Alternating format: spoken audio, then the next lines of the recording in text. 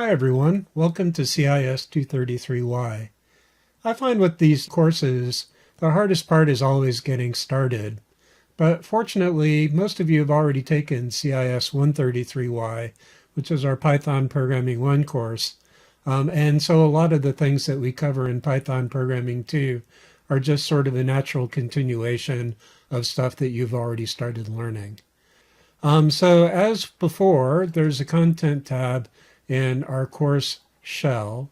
You have access to our weekly modules, which includes a module on course information, and then additional modules of course content that are going to be released one per week throughout the course. So under course information, you're going to have access to the course syllabus. There's a page about me. There's an overview of the course. And then something that's new in this course, which may be a little different from other courses that you've taken at PCC, is instead of using our discussion boards to have conversations about various topics, we're going to use them for something that's a little bit more like what we do in CIS 234A, our capstone programming course.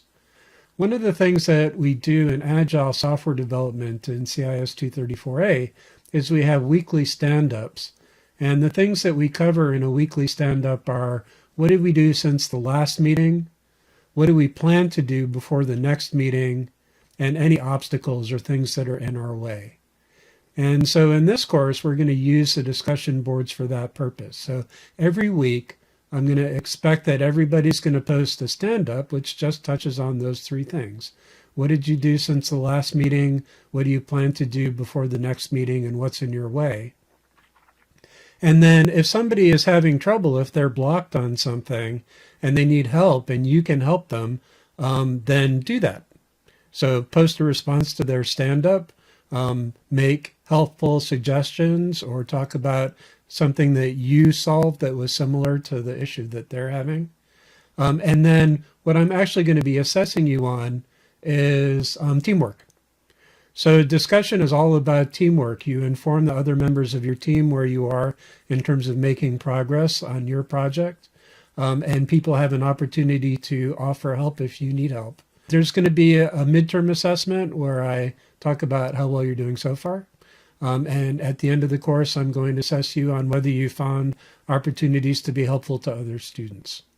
So instead of having artificial discussions, we're going to focus on what we would actually need if we were working in teams in order to make the team successful. The course schedule is similar to other course schedules you've seen. One thing that's a little different is in 133Y, we mostly did weekly projects, and some of them were team projects, and some of them were individual projects. Here, the topics are a little bit more ambitious, and the project is a little bit more demanding. And so we're basically going to be spending 2 weeks on each topic for a 10-week term. In weeks 1 and 2, we're going to be talking about functions. And there's going to be a deliverable after the first week where you do a progress check on the project on functions. And then in the second week, you're going to be delivering your final version of the project that we're working for functions. So basically, you're going to be using these two projects to do input validation. You're going to build a library of reusable code that you can use throughout the course to do validated input. And there's going to be full instructions on exactly what the requirements are, both for the progress check and also for the final deliverable for that. Then in weeks 3 and 4, we're going to move into object-oriented programming. We're going to be talking about object-oriented programming both for storing data about items in a database and also for storing information about containers of items.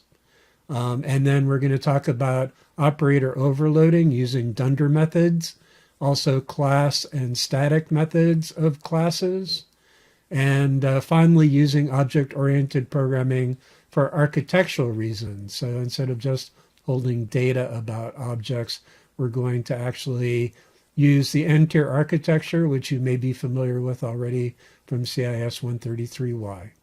In weeks 5 and 6, we're going to move on to databases, and we're going to use a NoSQL database called MongoDB, which is document oriented. It's a little bit different from what you might have already used in CIS 275 or what you're going to be doing in 275 with Microsoft SQL Server if you're taking that at the same time as this course. Once again, with all of these projects, there's a progress check after week 1, and then a final project deliverable at the end of week 2. And then we're using the same term-long project. We're just adding something to it each week. In week 7 and 8, we're going to take the console-based application that we've developing up through week 6, and we're going to be building a web interface using a package called Flask.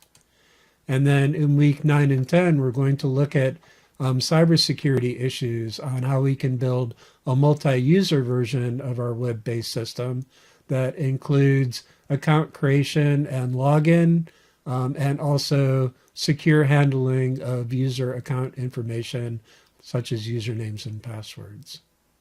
I hope that you have fun and learn a lot in this course.